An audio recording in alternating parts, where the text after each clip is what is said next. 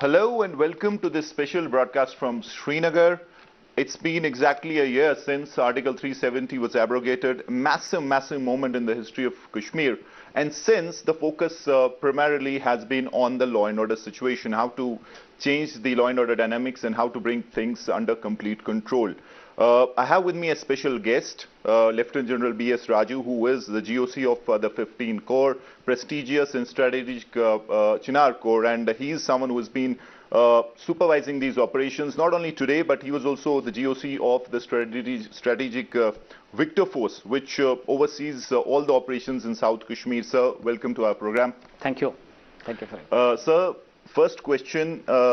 How do you see the ground situation right now? It's been a year since Article 370 was abrogated, and a lot has changed since. So, but as far as law and order situation is concerned, be it militancy-wise or be it the ground law and order situation, be it the separatists and other elements, how do you see the situation, sir?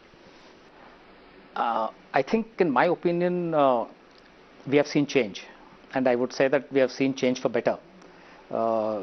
I can see a perceptible drop in the levels of violence on all fronts, whether it is terrorist-initiated incidents or terrorist-committed atrocities, or the level of interference in the operations of security forces whenever we have conducted operations.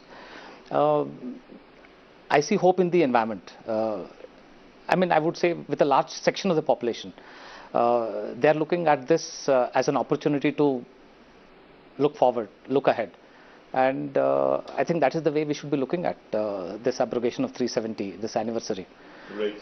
And as far as the levels of terrorism is concerned, this year we have been able to neutralize almost 135 plus terrorists, most of them in South Kashmir and a reasonable number in North Kashmir. And I've also seen a unique phenomena where wherever we have neutralized the terrorists, that area has become quiet. Right. And incidentally, that area has also seen a lower level of recruitment. I mean, this is something interesting. And so that gives me confidence that the way we are doing our job, we need to continue to do that so that we are able to bring more peace and tranquility in the valley. Right. What has changed since August 5? It's a watershed moment, but as far as security forces are concerned, as far as army operations in the Kashmir Valley is concerned, obviously, political interference is less. We had local political parties here, mostly in PDP, who had their governments here, and they had their own political agendas, and they had their own areas, and there definitely was some kind of interference in these operations. Do you see more of a free hand clarity post August 5 in operations? How dynamics have changed, sir?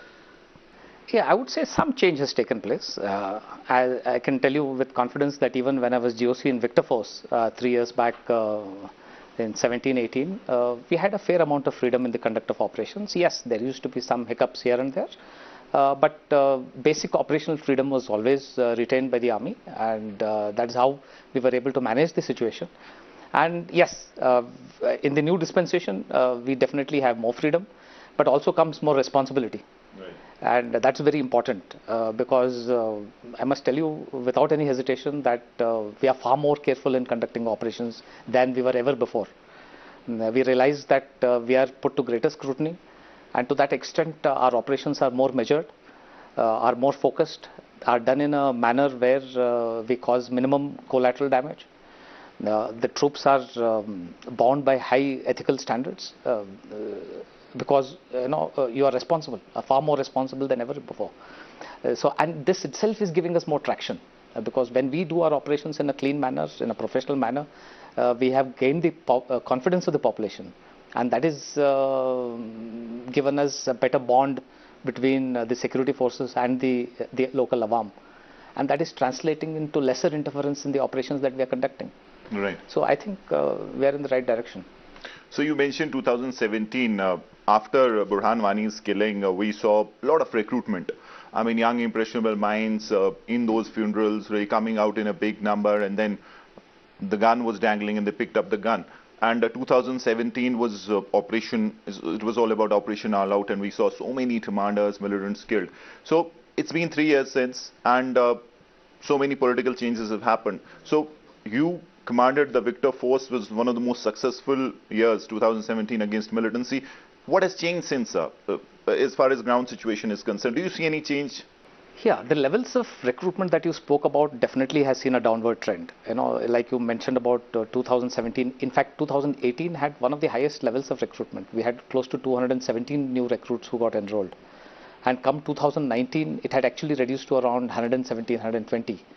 And I must tell you with some confidence and happiness that right now the levels of recruitment is close to 70.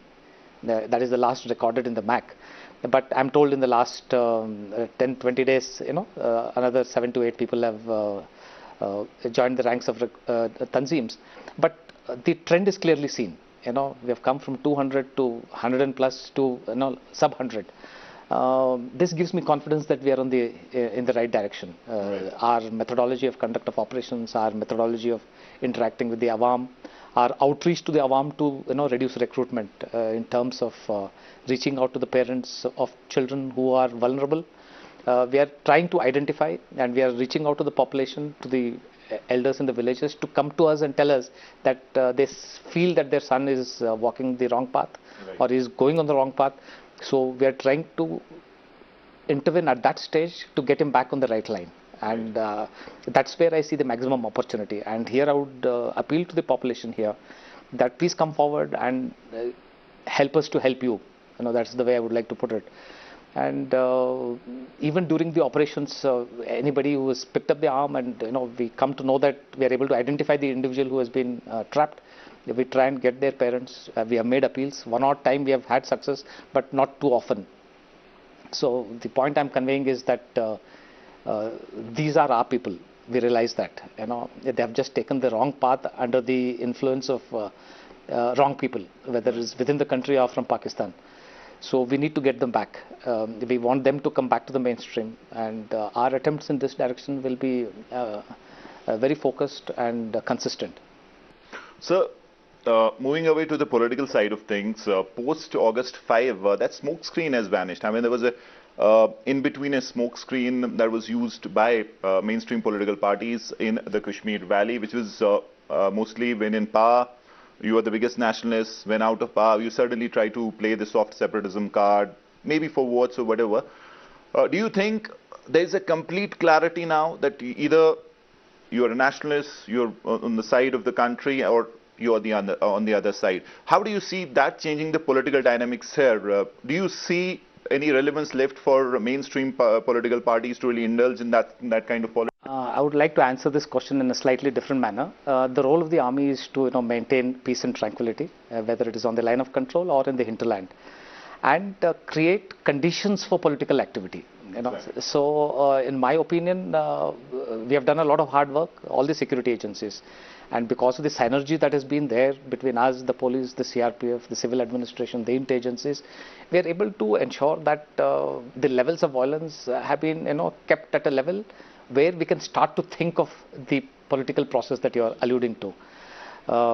So I am of the opinion that we are in that direction, and the authorities responsible to initiate the process, I'm sure will take note of the new dynamics and get the process in place. Right, exactly. So that was my next question. Security-wise, do you think that we are ready for any kind of electoral process, democratic process? Army, do you think that the ground situation is under control to the extent that we can say, even if we decide that there need to be an elections, we can hold them tomorrow? Do you think?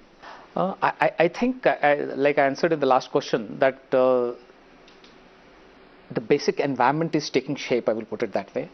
There are some challenges in the environment. You have seen that in the last 1 month we have had attempts on the life of political workers, attempts on the life of elected punches. So I think we need to work a little more to ensure that the levels of violence is put in control. And I'm sure the people who need to take decisions on these issues will take note of the ground situation and take appropriate decisions. Right.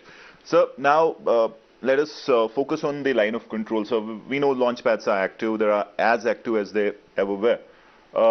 Any change in the Pak strategy of infiltration or any change that you see in the last few years where they've decided to really bring a new strategy to infiltrate these militants? And we've also seen the likes of resistance front of late, anti-fascist movement, these kind of outfits really owning responsibility for these attacks. How do you see this development, sir? It's not just last few years that Pakistan is interested in the valley. You know, Pakistan's interest in the valley started right after independence, and he has fought many wars to change the status quo in the valley.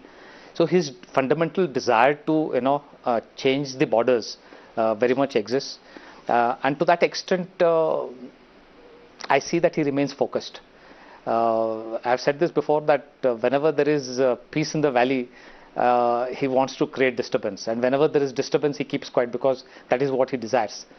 And Pakistan right now is a little worried because of the peace that has come in post abrogation of Article 370, and that is why you see a lot of noise that is being generated from the other side.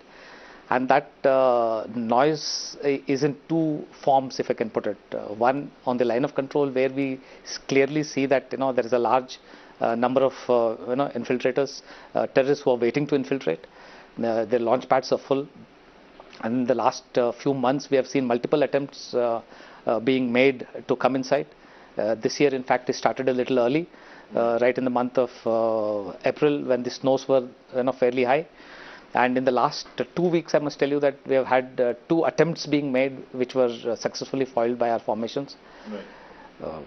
I have no hesitation in saying today we have one of the strongest grid in place along the line of control, both in terms of the people who are deployed, right, as well as the electronic surveillance, if I can put it, in terms of various devices, which is giving us a lot of confidence that we will be able to stop most of the infiltration that will be attempted. And that will send a right message both to Pakistan as well as the people who are supporting these infiltrators. As far as the hinterland is concerned, we are fairly strong. We know what is happening. Our connect with the population is good. The synergy is good. So overall, I would like to say that we will keep situation under control. Yes, what is changing substantially in the last few weeks is the information propaganda that is coming from across Pakistan, and Pakistan is kind of mastered this over a period of time. His ISPR, which is the front end of this IW campaign, is a potent force. But I must tell you that we have raised the ante on this account. Now we know what we are required to do. Right.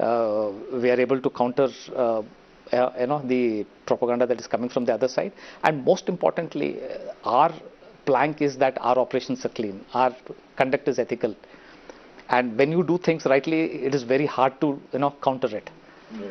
And therein lies our strength, and that is what is probably giving jitters to Pakistan. Right. You also spoke about the new tanzeems that he is trying to orchestrate, if I can put it, whether it is the TRF or the anti-fascist some party. These are all typical creations of Pakistan. He is trying to give an indigenous hue to the movement that is here, when everybody knows that it is completely aided, abetted, sponsored by Pakistan. Right. Sometimes he asks for proofs. What proof do we need to give than people being shot and neutralized 200 meters from the line of control in such difficult areas, where only a Pakistani kitted terrorist can attempt breaking through. So I am fairly certain that the Awam in the valley will see through the propaganda warfare of Pakistan and will trust saner voices here in the valley and look for a brighter future. Right. So COVID obviously has changed so many protocols around, and one has been not allowing these funerals. We've seen funerals are breeding grounds for new recruitments, a lot of glamour around, and young impressionable minds really coming forward and picking up the gun. This has stopped. How significant is this to stop new recruitments, and what's the difference that you see in the last few months since this has stopped? I think that this particular change in the practice of burials was fundamentally taken in view of the COVID scenario. You are aware, when one of the terrorists was neutralized in Sopore, it led to a large congregation which was completely unhelpful to the local population. You're already aware of the scale at which this pandemic is growing within the valley and across the country.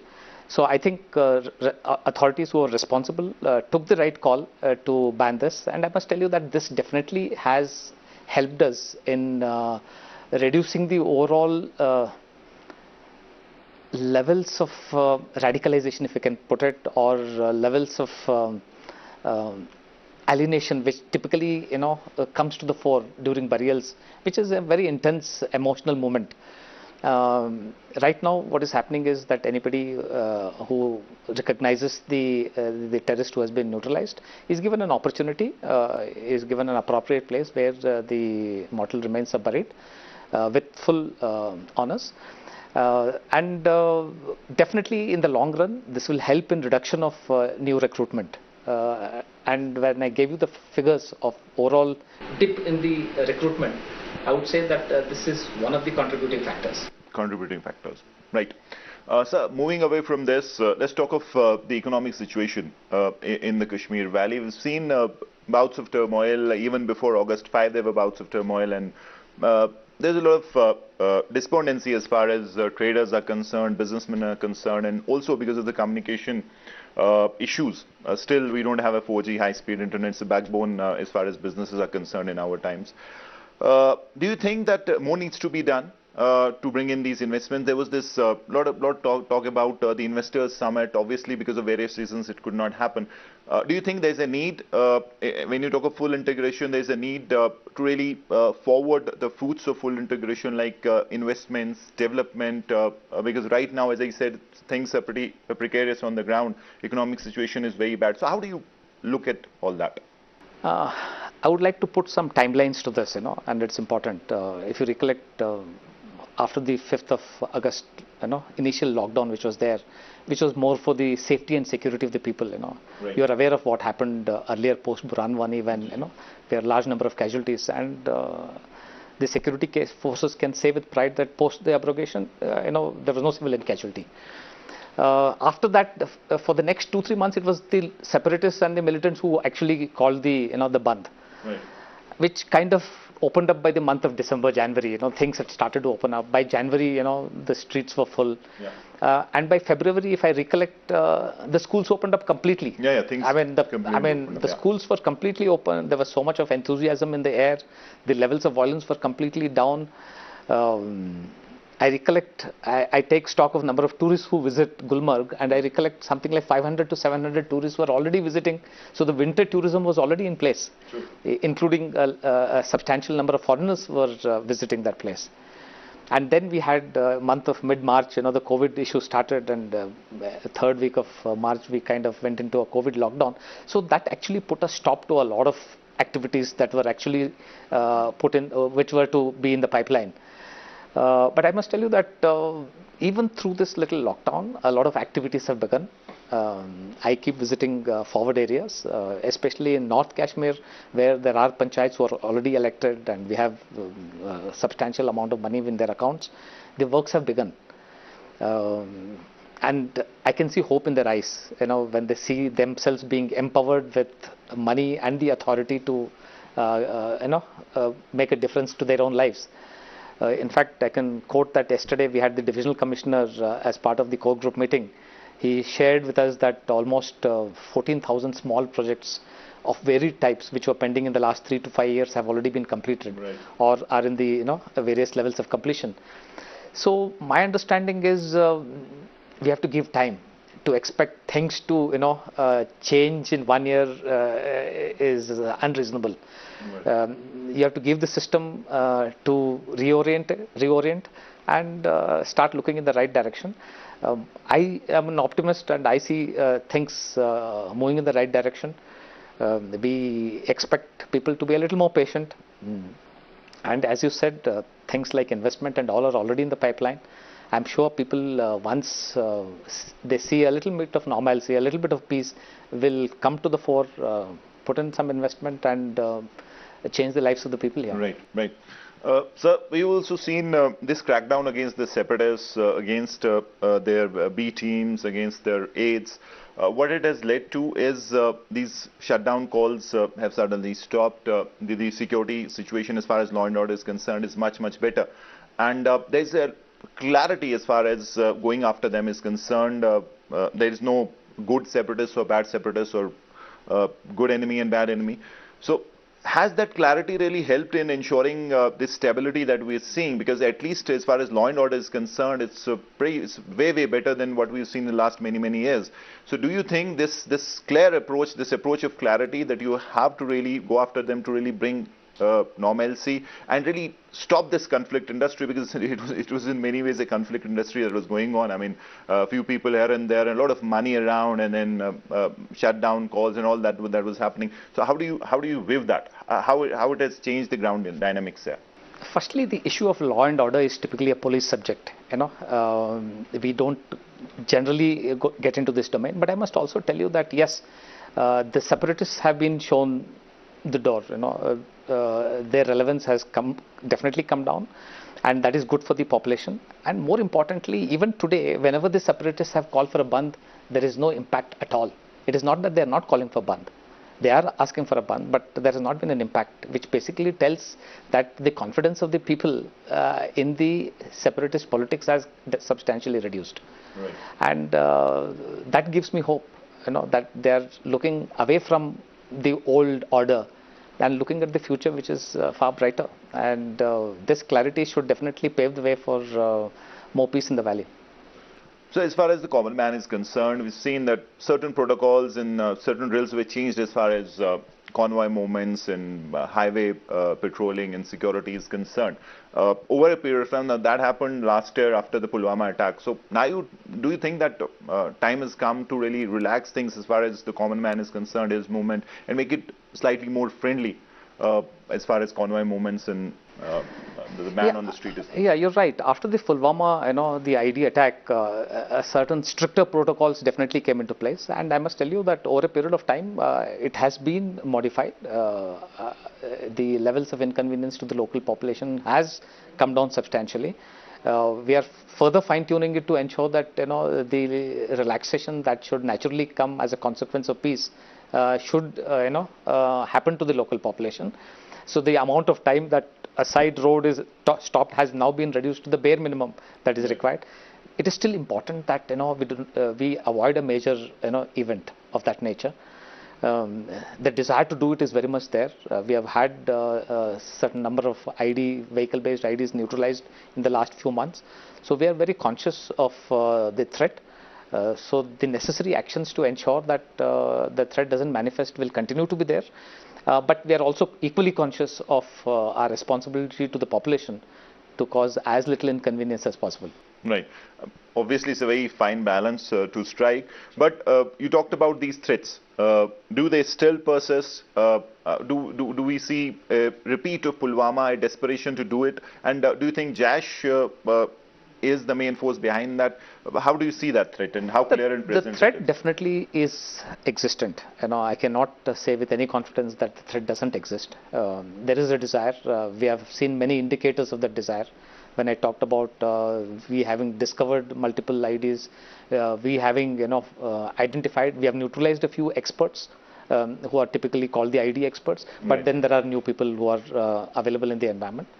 The capacity of the other party to put together something of this nature, in my opinion, exists also, although it has been reduced, I will put it that way. Right. So we have to be careful. The existing protocols will remain in the foreseeable future to negate any such threats. So, talking of the Taliban threat, of late there was a lot of buzz about the fact that Taliban could be here, and there is a Pakistan design to train at least 20-30 fighters and send them across. How realistic is that threat, and do you really see Taliban really coming into this theater? Firstly, we are monitoring the situation on the Afghan border. We are also conscious of the talks that are going on between US and Afghanistan and its possible impact on the situation here in the valley. Now, at this stage, I am of the opinion that there is a fair amount of haze in the talks that are going on between. So I'm not expecting any, major shift of the forces which are fighting on the Afghan border to come and manifest this side. But this is something that has happened long time before. Right. So we will be very careful about this particular phenomena, and any such attempt will be negated. As I spoke in the beginning, that the situation has substantially changed along the line of control. We have a solid anti-infiltration obstacle system. Right. Our deployment levels are far superior to what they were in the 90s when this kind of infiltration did take place. So even if that contingency does arise, I have reason to believe we'll be very well prepared for it. Right. Last question, sir. You would have been asked this question a million times, but I'll also ask this because this is very significant as far as overall security situation is concerned, about the launch pads, about the fact that they're active. Can you give us numbers, sir? How many are there, and what really is the infiltration push right now? Is it at its peak, or are you expecting worse in the coming times? I must tell you that there are approximately 20 plus launch pads which are in my area of responsibility, which are all kind of full. That's what our intelligences say. Close to 300 is what the figure that they quote. Right. And in the middle of my interview, I did mention that in the last few weeks we have had multiple attempts, and which we have been able to stop. So the desire of Pakistan to send in additional terrorists into the valley and disturb the peace that is existing now is very much alive. Right. And we need to be very careful about that. And we will put all the might at our disposal to stop them so that the valley remains peaceful. Overall, I would like to say that we as security forces are trying to take stock of the situation. We'll ensure that the peace is there, and this should lead to greater hope for the population of the valley. Right. Thank you. Thank you so much, sir. You have a very busy schedule, but thank you so much for taking time out and speaking to the Times. It's always a pleasure. Thank you. Bye.